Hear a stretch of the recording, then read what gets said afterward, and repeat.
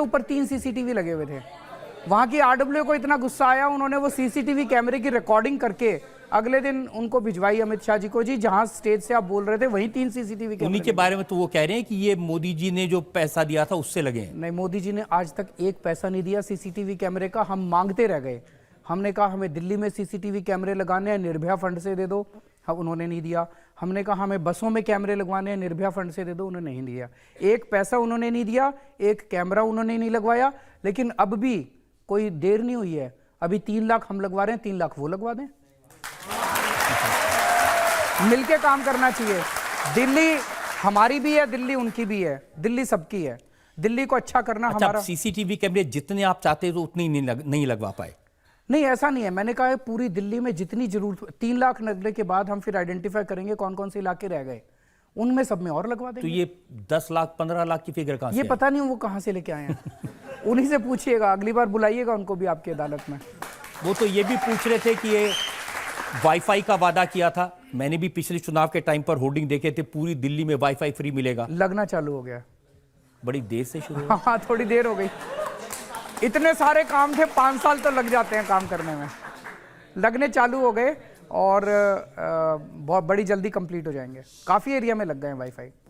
एक चीज जो इलेक्शन में इशू नहीं बनी लेकिन जो दिल्ली की जनता को हर्ट करती है वो है दिल्ली का पोल्यूशन, दिल्ली की हवा। दिल्ली की हवा में जहर है और ये तकलीफ लोगों को है कि 5 साल आपकी सरकार रही, आपने पोल्यूशन के लिए कुछ नहीं किया। मैं थोड़ा सा आपको डेटा दे दूं। जब हमारी सरकार बनी थी तब से 2015 से और 2019 तक दिल्ली में पोल्यूशन 25% कम हुआ है। हम उससे सेटिस्फाइड नहीं हैं, लेकिन अच्छी बात यह है कि पोल्यूशन बढ़ा नहीं है, बढ़ा होने के उसकी बजाय थोड़ा सा कम हुआ। कम क्यों हुआ? उसके 3-4 बड़े कारण हैं। एक कारण ये कि पहले दिल्ली में बिजली बहुत जाया करती थी, पावर कट बहुत लगते थे। वो आपने देखा था होंडा के जनरेटर लाल रंग के हर जगह रहते थे। हर जगह 6 लाख के करीब जनरेटर होते थे, वो सारे अब रिडंडेंट हो गए क्योंकि दिल्ली में अब 24 घंटे बिजली है। उससे एक तो पोल्यूशन काफ़ी कम हुआ। दूसरा, सेंट्रल गवर्नमेंट ने, मैं क्रेडिट दे रहा हूँ उनको, जहाँ देना होता है मैं देता हूँ क्रेडिट उनको। सेंट्रल गवर्नमेंट ने ईस्ट वेस्ट पेरिफेरल वे बनाया है, दिल्ली के चारों तरफ एक तरह से रिंग रोड बनाई है।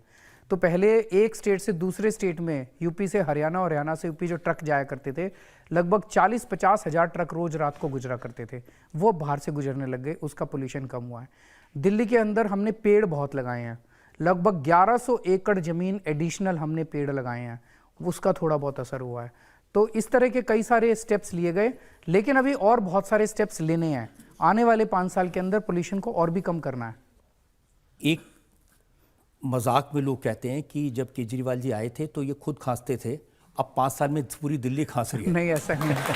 थोड़ी सी खांसी, 25% खांसी कम करी है, 25% सबकी खांसी कम करी है। जी हाँ, जनता से जो लोग सवाल पूछना चाहते हैं। मैं ये पूछना चाहती हूँ कि जब से आपकी सरकार आई है दिल्ली में इलेक्ट्रिसिटी फ्री हो गई है, वाटर पानी भी बहुत फ्री हो गया है और बसेस में ट्रांसपोर्टेशन आपने बहुत नॉमिनल कर दिया है, कहीं कहीं फ्री है। तो इससे तो जो अलग स्टेट्स के लोग हैं वो यहाँ आ जाएंगे दिल्ली में और झुग्गियाँ बना लेंगे, लोग यहाँ पे आके रहने लग जाएंगे। वैसे ही इतनी पॉपुलेशन है तो आप और जो लोग आ जाएंगे उनको कैसे कंट्रोल करेंगे? मतलब कि अगर ज़्यादा लोग आएंगे इसलिए दिल्ली को अच्छा ना बनाया जाए।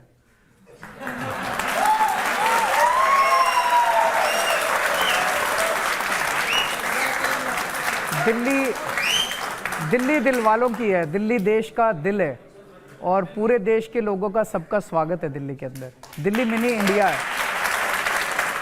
मौका है हमारे लिए ब्रेक लेने का। एक ब्रेक के लिए रुकते हैं और ब्रेक के बाद आपकी अदालत में अरविंद केजरीवाल पर इल्जामात और सवालात का एक पत्र मनोज तिवारी ने लोगों को लिखा है। उसमें लिखा कि 40,000 घर बनाने का काम शुरू हो गया है और ऐसे 2 लाख घर 2022 तक बन के तैयार हो जाएंगे। कहाँ चालू किया इन्होंने, ये दिखा दें। मेरे को ले चलें कल मनोज तिवारी कि कहाँ मकान बना रहे हैं।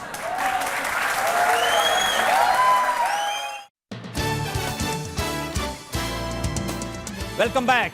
आपकी अदालत में आज हमारे मेहमान हैं दिल्ली के मुख्यमंत्री अरविंद केजरीवाल। आपकी अदालत में अगला आपकी अदालत में दिल्ली के मुख्यमंत्री अरविंद केजरीवाल पर इल्जाम है कि अपनी लड़ाई के चक्कर में उन्होंने जनता का नुकसान किया।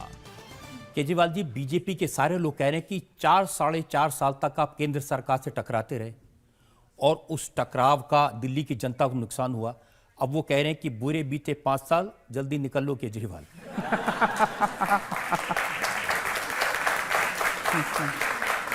जनता बहुत खुश है काम से, दिल्ली सरकार के कामों से।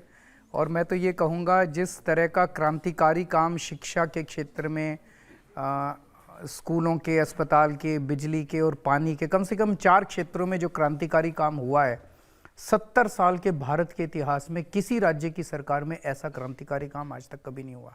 लोग बहुत खुश हैं दिल्ली के। मैं आपको उदाहरण देता हूं। मनोज तिवारी ने कहा कि गरीबों को घर देने वाली प्रधानमंत्री आवास योजना केंद्र सरकार की थी, आपने उसको लागू नहीं होने दिया। उसकी वजह से एक साल में 3623 बेघर लोगों की मौत हुई। नहीं, गलत है। ऐसी कोई प्रधानमंत्री की योजना नहीं है जिसमें बेघरों को घर दिए जा सके। वो झूठ बोल रहे हैं।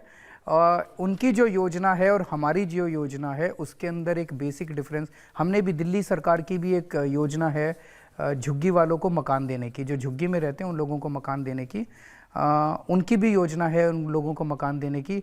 हमारी योजना के तहत जो इनिशियल अमाउंट पे करना होता है वो बहुत कम है, वो लोग जो पैसा मांग रहे हैं वो बहुत ज़्यादा है। तो हमने ये कहा था कि अगर आप इस पैसे को कम कर दें तो हम आपकी योजना लागू कर देंगे। वो तैयार नहीं हुए, तो फिर हम लोगों ने अपनी योजना लागू नहीं, कर आप दी। कह रहे हैं योजना नहीं है, लेकिन ये योजना की पूरी डिटेल तो उन्होंने दी हुई है। ये एक फॉर्म भी है, ये झुग्गियों में बांट रहे वहां हैं। मकान। तो जहाँ झुग्गी वहाँ मकान ना, बेघरों का नहीं है, दोनों अलग है। होमलेस का नहीं है। होमलेस के लिए नाइट शेल्टर होते हैं। नाइट शेल्टर्स हम लोगों ने बहुत बनवाए हैं। हमारी सरकार बनने के पहले शायद 70 या 80 नाइट शेल्टर थे, अब 300 या 400 के करीब नाइट शेल्टर हो गए हैं। तो आज आपको याद होगा रजत जी, जब हमारे पहले हर साल सर्दियों के महीने में कोर्ट कितना डांटा करती थी दिल्ली सरकार को, कितने लोगों की सड़क के ऊपर सोने से मौत होती थी।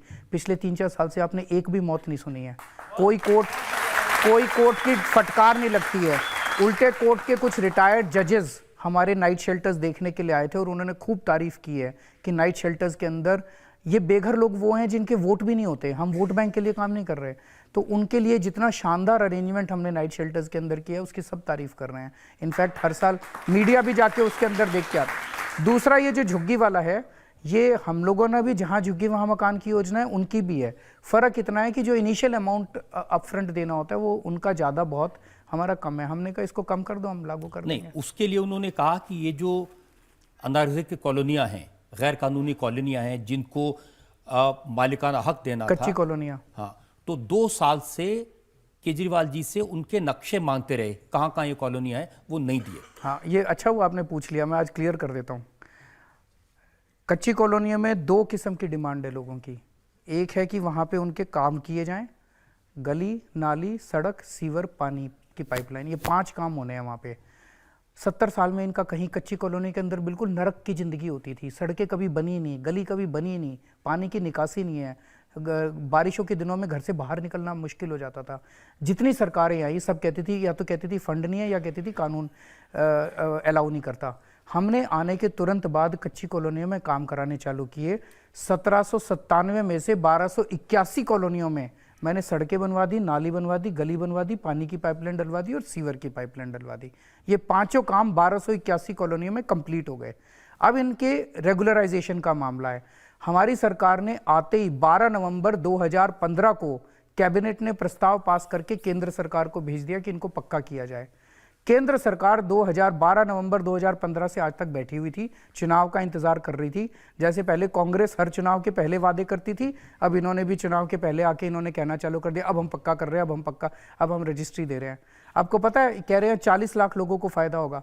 40 लाख लोगों में से अभी तक कितने लोगों को इन्होंने रजिस्ट्री दी है? 20 लोगों को।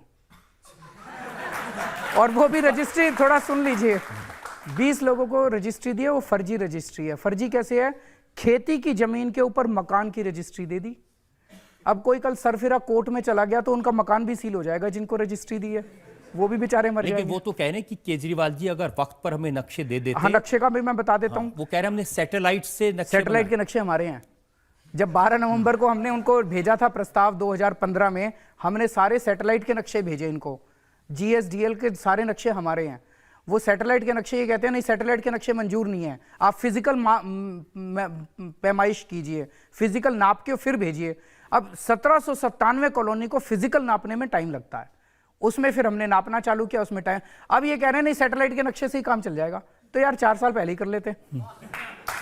देखिए, ये तो एक पत्र मनोज तिवारी ने लोगों को लिखा है, उसमें लिखा कि 40,000 घर बनाने का काम शुरू हो गया है और ऐसे 2 लाख घर 2022 तक बनकर तैयार हो जाएंगे, जहां झुग्गी वहां मकान, और उस मकान में गैस भी होगी, बिजली भी होगी, पानी भी होगा। ये कहां चालू किया इन्होंने, ये दिखा दें।